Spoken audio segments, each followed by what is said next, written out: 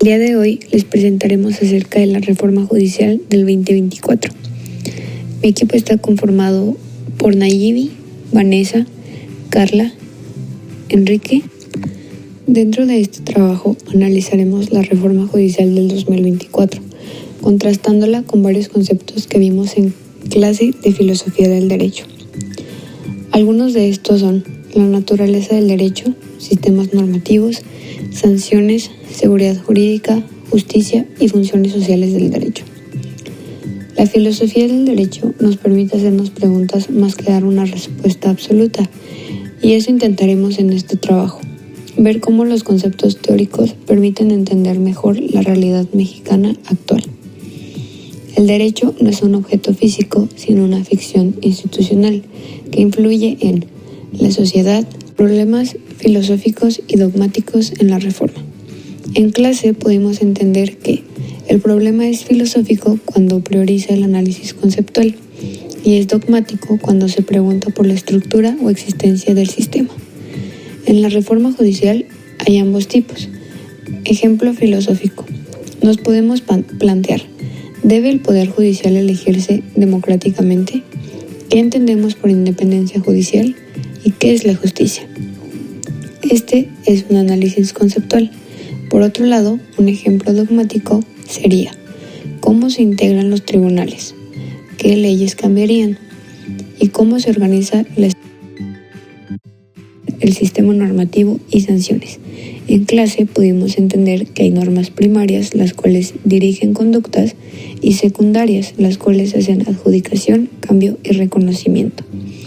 La reforma judicial toca directamente las reglas secundarias.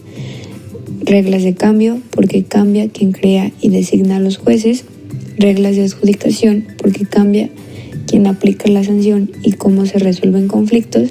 Y reglas de reconocimiento.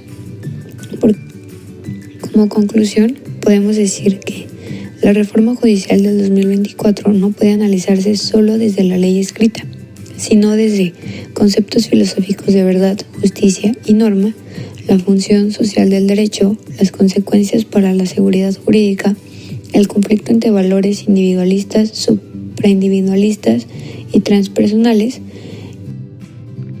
Ahora, para complementar un poco más lo que explicó mi compañera, quiero analizar la reforma judicial de 2024 desde la idea de que el derecho funciona como un sistema normativo con sanciones institucionalizadas. Esto significa que no basta con tener reglas, necesitamos instituciones que las hagan valer y que generen confianza social. En clase vimos que el derecho surge porque la sociedad lo necesita para poder convivir. Somos vulnerables, aproximadamente iguales, tenemos recursos limitados y nuestro altruismo y fuerza de voluntad no siempre alcanzan. Pues además, cada persona tiene valores y propósitos distintos. Por eso el derecho establece un mínimo común normativo, algo así como el acuerdo básico que permite que convivamos sin que cada quien imponga su interés personal. Y aquí es donde la reforma judicial se vuelve importante, al modificar quién juzga, cómo aplican sanciones y cómo se resuelven los conflictos. También cambia la manera en que ese mínimo común sostiene el orden social. El funcionamiento de un sistema jurídico depende de que la ciudadanía confíe en las instituciones que sancionan. Un ejemplo que ayuda a entender esto es el dilema del prisionero, que muestra cómo ante un conflicto de intereses las personas pueden actuar de forma egoísta, aunque cooperar sería mejor. Para evitar esas decisiones que dañan a la comunidad se necesita autoridad imparcial que dé certeza y haga cumplir las reglas. Por eso la pregunta que deja la reforma es si estos cambios fortalecerán esa confianza institucional o si generarán mayor incertidumbre. Pues sin esa confianza el sistema normativo difícilmente puede funcionar.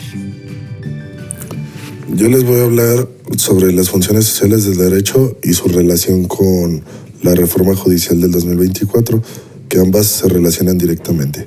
Bueno, el control social. El derecho es el derecho que regula la conducta, prohíbe, obliga y resuelve conflictos. La reforma judicial busca fortalecer esta función haciendo que el sistema de justicia sea más eficiente, transparente y cercano a la gente. Al cambiar la manera en que se eligen los jueces y revisando cómo actúan, la reforma intenta desincentivar la corrupción y mejorar la resolución de conflictos. Y la seguridad jurídica es la certeza de que el derecho nos protege y de que sabemos a qué atenernos. La reforma impacta esta área al buscar reglas más claras, procesos más públicos y aplicación más constante del derecho.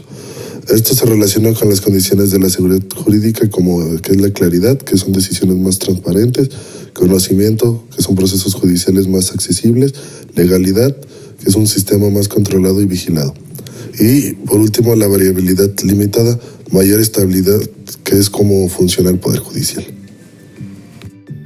En relación a lo expuesto anteriormente, analizaremos también y con mayor detenimiento el tema central en torno al cual gira el presente trabajo a través de la doctrina triádica de Radbruch, que, como pudimos comprender a lo largo del periodo, parte de la idea de que todo orden jurídico se sostiene y se estructura sobre 3 tipos de valores fundamentales: los valores individualistas, los supraindividualistas y los transpersonalistas. Estos valores no se presentan de manera aislada, sino que coexisten, conviven, se complementan y comúnmente entran en tensión, conflicto o contradicción entre sí, lo que constituye precisamente el dinamismo interno del derecho. Los valores individualistas se orientan a proteger al sujeto como persona única e irrepetible. Buscan garantizar sus derechos frente a potenciales abusos del poder público, presiones sociales excesivas o cualquier tipo de factor que pudiera violentar o coartarlos. En este sentido, representan la dimensión de la autonomía, la libertad y la dignidad humana como límites definitivos para cualquier autoridad. Por su parte, los valores supraindividualistas se enfocan primordialmente en el interés colectivo de la comunidad en cuestión y en la voluntad mayoritaria. Bajo esta perspectiva, el derecho tendría como función primordial mantener la cohesión social, promover el bienestar colectivo y asegurar que las instituciones respondan a las demandas de la población. Finalmente, los valores transpersonalistas se relacionan con la tradición, con la obra cultural acumulada a lo largo del tiempo y con la continuidad histórica de las instituciones, entendidas como expresiones profundas de la identidad jurídica de una nación. Esta dimensión exigiría una cautela, estabilidad y respeto por el desarrollo evolutivo del sistema jurídico. Considerando este marco conceptual, la reforma judicial de 2024, especialmente en lo relativo a la elección popular de ministros, magistrados y jueces, a las modificaciones en los órganos disciplinarios y a la ampliación de mecanismos de vigilancia, puede comprenderse como un escenario en el que estas 3 dimensiones, como sucede comúnmente, se enfrentan y contradicen abiertamente, reproduciendo este conflicto característico de la doctrina de Radbruch. Desde la perspectiva individualista, surge una preocupación legítima respecto de una posible afectación a las garantías fundamentales del individuo. Al trasladar la elección de los juzgadores al ámbito de las mayorías electorales, se abre la puerta a una politización más intensa del Poder Judicial, lo cual podría debilitar su independencia. Y sin independencia judicial, la protección del individuo frente al Estado corre el riesgo de volverse frágil o incluso ilusoria. En esta línea, la reforma podría contravenir la exigencia individualista de establecer límites precisos al poder de la mayoría, pues si los juzgadores dependen políticamente del electorado o de los grupos que influyen en él, su capacidad de contradecir decisiones populares injustas quedaría comprometida. Ahora bien, desde el enfoque supraindividualista, la reforma encuentra justificación en que merece ser tomada en consideración, al permitir que la ciudadanía intervenga directamente en la designación de quienes admitan justicia. La reforma puede interpretarse como una reivindicación del principio de soberanía. En el imaginario democrático, abrir las puertas del Poder Judicial a la participación ciudadana puede verse como una forma de fortalecer la confianza pública en una institución que ha sido percibida durante años como distante, opaca e incluso inaccesible.